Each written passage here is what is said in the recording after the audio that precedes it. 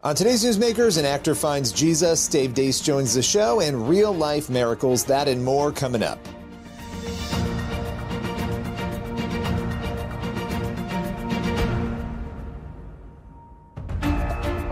Welcome to Newsmakers, a show where we go behind the headlines each and every week to bring you interviews with pastors, entertainers, politicians, and other notable news figures.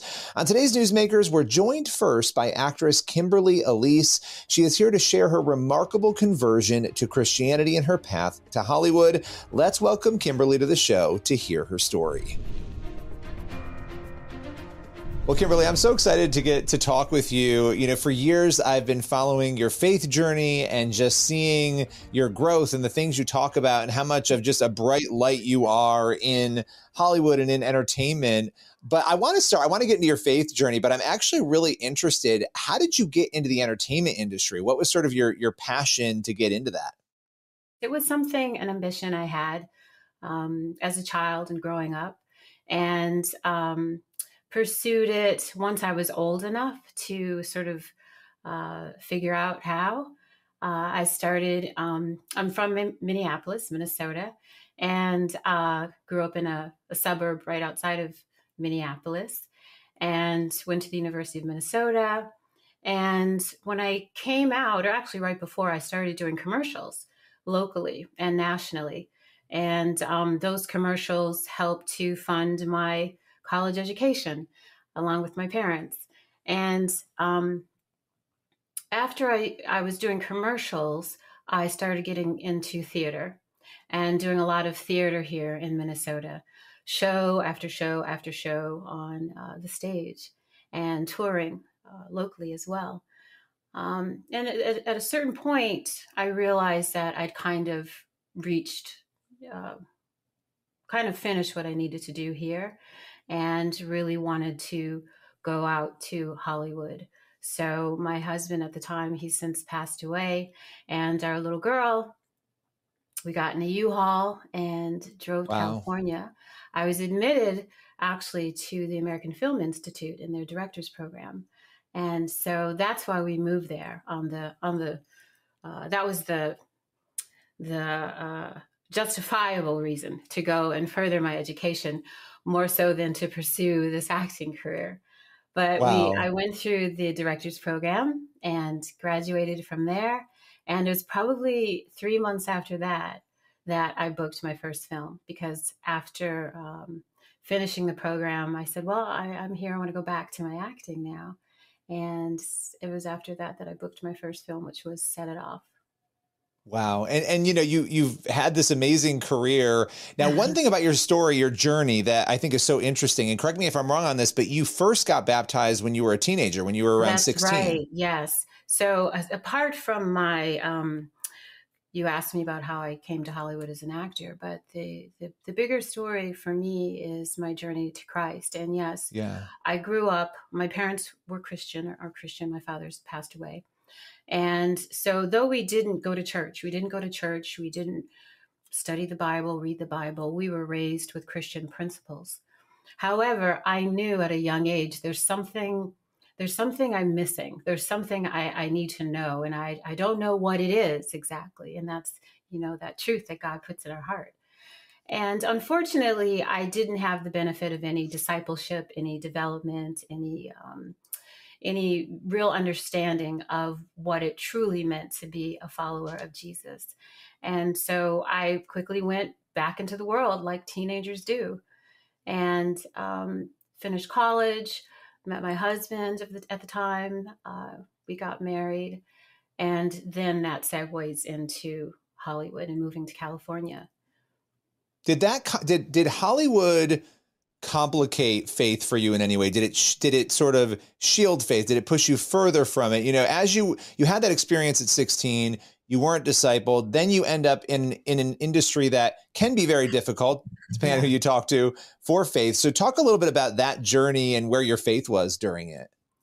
Well, this is the blessing in it all for me, because I was baptized and there was a truth that I knew. I knew that God had blessed me with certain gifts and certain abilities. And I knew that with these blessings, I was to use them in a certain way. That was sort of the parameter that I had. I didn't know Jesus. I didn't know the Holy Spirit, but I knew that God had blessed me and given me certain gifts. And so when I went to Hollywood, I just knew there were certain things I would not and could not do because of the gift that God had given me. Wow. You know, I just believe that he had a plan for me at this time, in this moment, and the history that I had strengthens that for me. You know, when you got baptized, you shared it on social media and everybody picked that story up. I mean, it went pretty viral. Were you surprised by the reaction to people seeing your baptism? I was shocked. It was such a such a personal moment. It was just me and my pastor and a friend and a couple family members on Zoom. They were actually on Zoom. And we went to the ocean and did it. And it was my birthday. And just to share with whoever follows me, my dedication of my life, my rededication of my life to Jesus Christ, I put it up. And I was blown away by the reception, but you know, that's God. He creates the increase, and he wanted people to see it, and perhaps some were moved to seek him. Oh, they certainly were. They certainly were. I'm sure of that. That's such a blessing, because there is no other point to any of this than to point to Jesus. And all of that I do, all that I'm doing on social media, you know, it took a sort of a time for me to figure out, how does the Lord want me to use the gifts that he's given me to glorify him and point people to him? And those pieces have been coming together.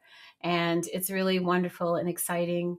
And I'd love to, you know, tell you about some of the things that I'm doing that point to Jesus. And I encourage people to check out. I love that. And I so appreciate you joining us today.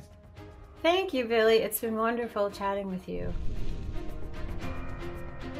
What a powerful journey. Truly incredible. Next up, radio host Steve Deace joins us to talk all about faith, politics, and to offer a bit of a warning to Americans. We'll be right back with more Newsmakers and to hear from Steve in just a moment.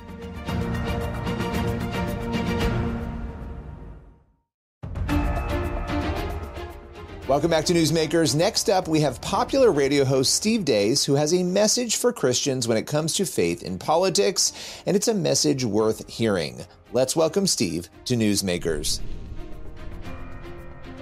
So there's a lot to talk about. A lot has happened in the last few months. A few things. Yeah. If you go back a year to where you thought things were going to go politically, could you have predicted or guessed that we would be where we are right now? No way. I mean, I get paid to do things like that, Billy. I mean, that's what I do for the Blaze. It's what I do for candidates and causes around the country. There's no way I could have scripted out the outcome of Donald Trump avoiding 94 felony indictments. And one of them, the January 6th, the infamous Judge Chutkan court in D.C. that, you know, put how many grandmothers and grandpas in prison because they dared to, you know, walk into a Capitol that they subsidize when they were invited to by the cops. Not saying there wasn't anybody that didn't deserve to go to prison there, but certainly a huge amount of prosecutorial overreach. And so now Trump is in the hands of that court too. There's just the idea that he would have missed an assassin's bullet face on by a millimeter. Wild. Would you call that miraculous? 100%. Okay. I mean, I would not call the attempt miraculous. I thought it was absolutely orchestrated. But the turning of the head. But the turning of the head and just how it barely missed by a millimeter, and who knows what the future of Western civilization is at that moment. And frankly, because I didn't think it was possible to humanly navigate those scenarios, that was a big reason why I supported Ron DeSantis in the primary. I thought for our belief system, this was a must-win election. Republicans had not had a lot of luck recently winning elections. The guy in Florida had shown that he knows how to win them. And I just didn't think it was possible for Trump to run for president from prison, from under house arrest at Mar-a-Lago. I think we have to understand the signs of the times. I just think it's pretty clear, for whatever reason, that God has just chosen Donald Trump as a man for this time. Yeah. And I think at this point, to deny that evidence I think it takes more. You're Dana Scully now on the X-Files. It takes more leaps of faith to deny little green men than it does to be Fox Mulder at this point. I mean, the turning of the head was the thing for me. Yeah, that really, same for me. And when I talked to people, I went out and got a Trump sign in my yard for the first time in 8 years. And you were not a Trump fan? I mean, no. You were not a Trump fan? No, I mean, I've gone from, I was one of the first people Trump offered a job to in his very first race. I did not know that. Because I lived in Iowa. How did I not know this? Yeah, and I mean, I got a call one day out of the blue in 2013, unknown number. And in our line of work, unknown number means you owe somebody money or it's really good, yeah. Right? So I answer it every time because I err on the side of go big or go home, and I pick it up, and Steve Deese had my name wrong. It's Donald Trump. And I'm like, am I being trolled? But no, I mean, he wanted to run for president. He clearly got good advice of who to talk to in Iowa.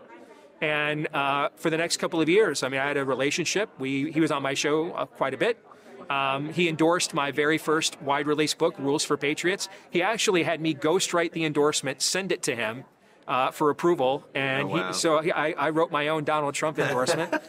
But as that caucus campaign went on that first time, in fact, if you remember the infamous event at the Family Leader Summit when he said, I like POWs that don't get captured. Yes.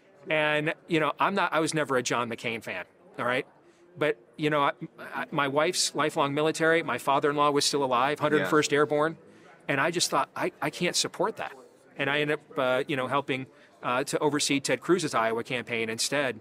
And so I've kind of had every position on Donald Trump on the right you can have over the years and not lose your mind, okay, or your soul.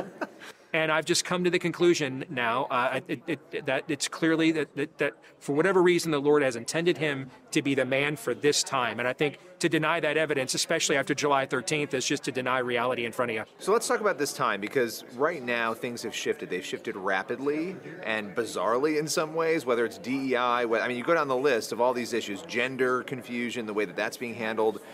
When you look at that, there are a lot of people who are like, this is great, like we're having these victories.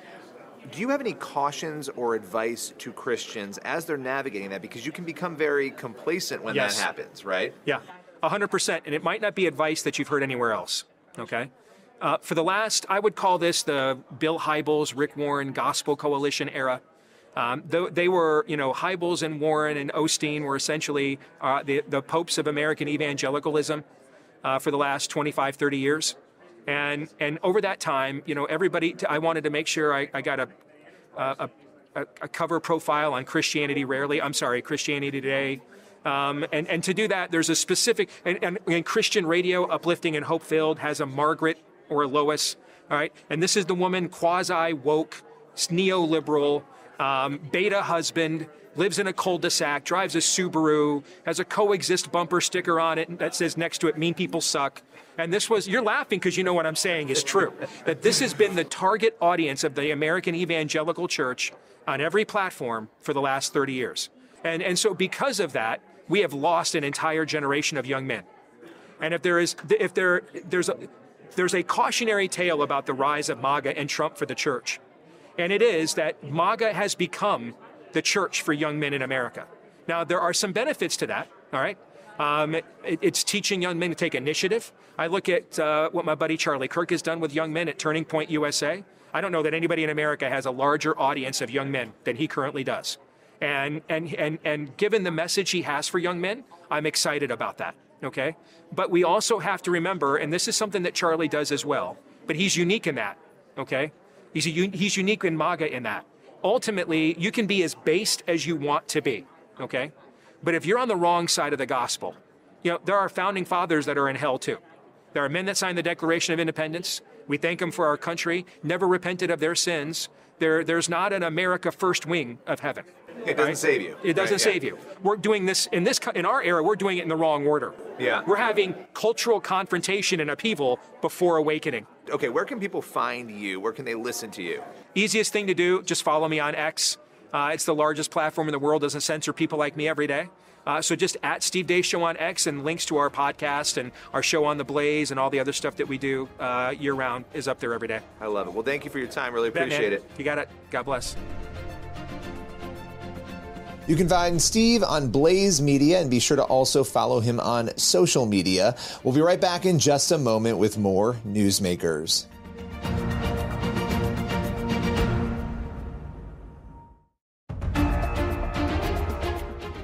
Welcome back to Newsmakers on the CBN News Channel. For our final segment, we have Pastor Mike Signorelli. He's joining us to talk all about miracles, deliverance, and so much more. Let's welcome Mike to Newsmakers. Mike Signorelli, as always, we've got a million things to talk about because culture right now is in an incredibly interesting place. So I want to start there. What is your current diagnosis of the culture spiritually? Yeah, people are open like never before. So I pastor a multi-site national church, and I have medical professionals coming to me saying, Pastor, I cannot believe it, but they're doing Reiki healing sessions in secular New York hospitals right now. And although that might offend some Christians, it's good news for us because what it's showing is that even the secular medical community is open to the spiritual realm. And so what we have to do is believe that God is going to do what only he can do and awaken people to the reality that he still heals. Yeah, no, that's really interesting, right? Because there's also data showing that young people are using crystals and they're doing all these things. And yeah, it's terrifying on the surface that they're going into all these occultic arenas, but at the same time, it shows what you just said, that they're open to something spiritual. So the call then to the church is like, what are you going to do about it, right? Like there's interest. They're not atheists. They're not saying they don't believe. They actually believe there's a power somewhere else. So how do you latch onto that and bring them over to the truth, right? Yeah, absolutely. Well, listen, there was a dear woman who a part of a staff at a Baptist church who listened to my YouTube broadcast on supernatural healing. Unfortunately, she was suffering with MS, which, as you know, is medically incurable as of the time of this podcast. And I just prayed, and the Lord really challenged me and said, Mike, pray for impossible things, not hard, but impossible, which, you know, there's an atheistic part of my brain, even as a pastor and a believer, that's like, you know, God can heal some things, but not others. And we do that unintentionally, right? Where we don't acknowledge it.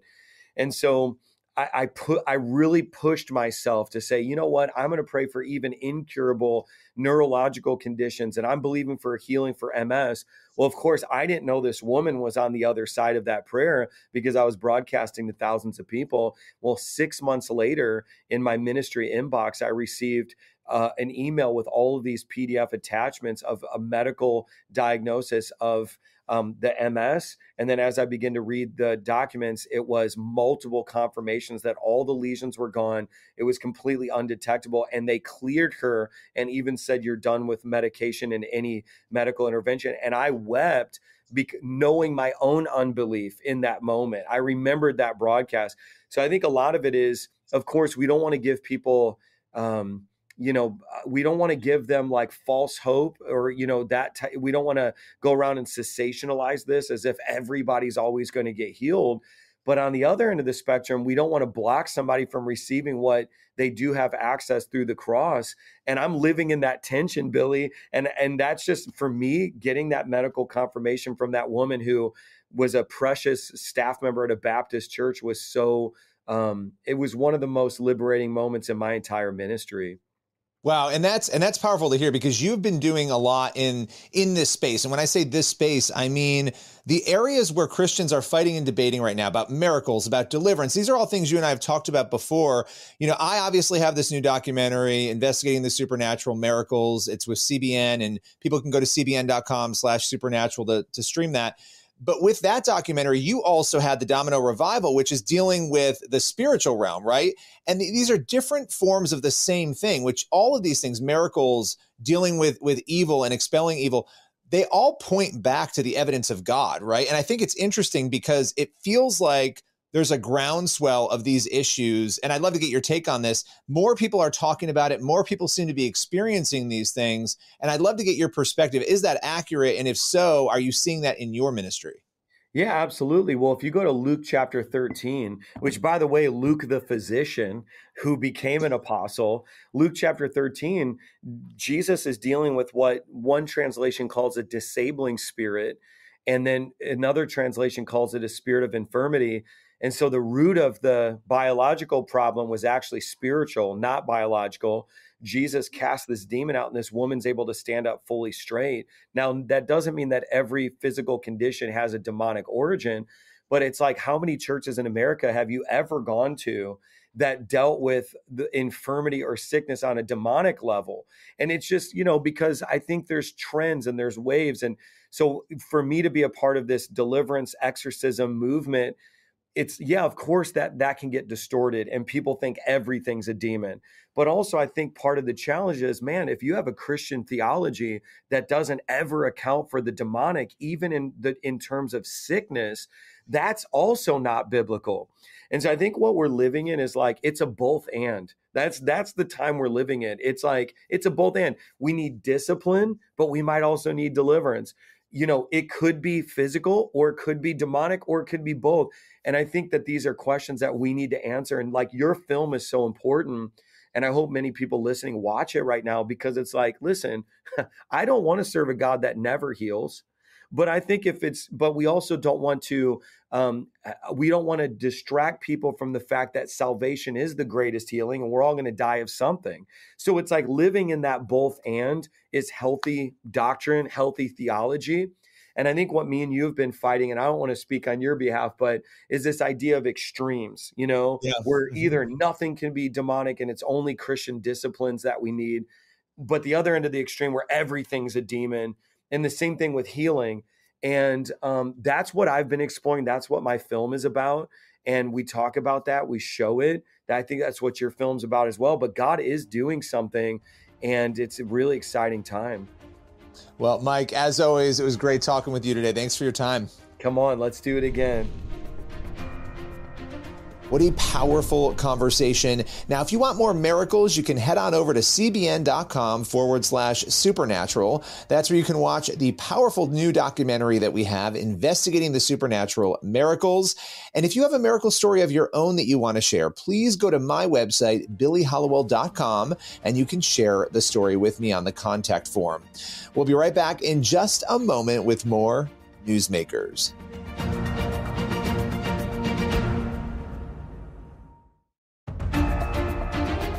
That's all for Newsmakers. Thank you for watching, and be sure to head on over to the CBN News YouTube channel. That's where you'll find the full interviews that you saw on today's episode and so much more content. As for this show, we'll see you again next week.